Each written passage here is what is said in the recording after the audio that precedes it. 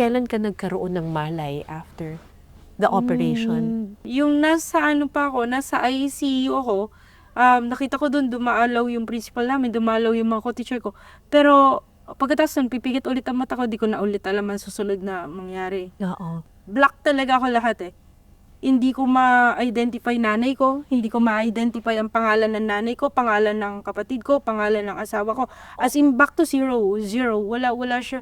I don't know. Oh my Hindi ko gosh. alam. Anong klaseng brain ito na kasi usually yung stroke hindi naman na-affect, 'di ba?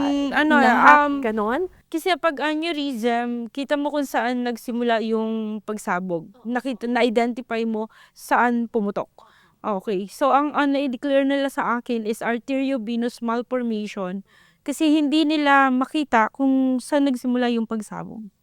So, ulo. ang posibleng naapektuhan is the part of your brain that's related to memory. Yes, memory talaga. Oo, di ko alam. Alam kong nanay ko, pero hindi ko alam ang pangalan ng nanay ko. Alam kong mga kapatid ko, ang first kong gising na medyo may malay ako, yung kapatid kong si Jed, nakakapit siya sa dito sa side ko. Tapos yung kapatid kong babae, nakahawak sa paa ko. Tapos nagulat ako, bakit ako nandito? Ba't kayo nandyan? Anong ginagawa nyo dito? Sabi ko, nakaano na ako, wala na ako sa ICU noon, nasa part na yun ng hospital. Anong tawag doon? Oo, yan yung problema. Nakakalimutan ko yung tawag minsan, oo. Yun, so ako nasa recovery room na ako, doon ako nagkamalay. Unti-unti, tapos ilang araw, ginaganon ko yung tahi sa akin. Sakay ako ng asawa ko, sabi niya, anong ginagawa mo dyan? Bakit? Sabi niya, wag mong gawin yan. Sabi ko, ano ba to? Anong tahi ito? Ano ba't may ganito? Ba't may ganon? Hindi mo alam na Hindi. nanganak ka. Hindi ko, sabi niya, Hindi mo alam na nabuntis ka. Hindi po. Black as in black. Tapos sabi ng asawa ko, sabi, diyan nilabas yung baby natin. Tsaka ako naalala na buntis ako. Tsaka ako naalala na, nasaan ang baby? Nasaan ang baby natin? Saan siya nilabas? Yun talaga yung pinaka-saddest part ko. Bilang nanay, 3 years bago siya nabuo. So, akala ko naman ganun kadali lang yung pagbubuntis. Na excited araw-araw, baby, lalabas ka na, baby, ito na, ganun. Ang excited ako, paano siya ilabas? Na paano ako iire? Yun yung excitement ko eh, first baby. First baby, diba? Hindi ko na siya ma-experience eh. Hindi ko na siya maibabalik. Hindi ko siya, kahit gusto ko ma-experience, hindi ko na siya ma-experience. Kasi actually sa mga doctor, hindi na ako pwede magbuntis.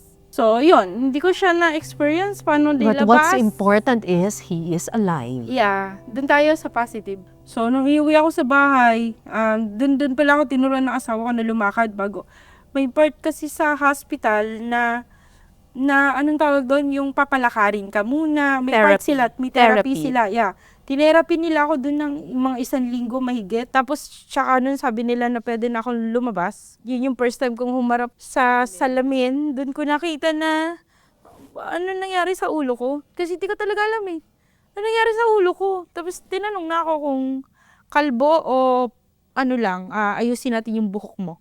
Sabi ko, kalbuhin nyo na ako. Kasi nonsense na So, nagpakalbo ako.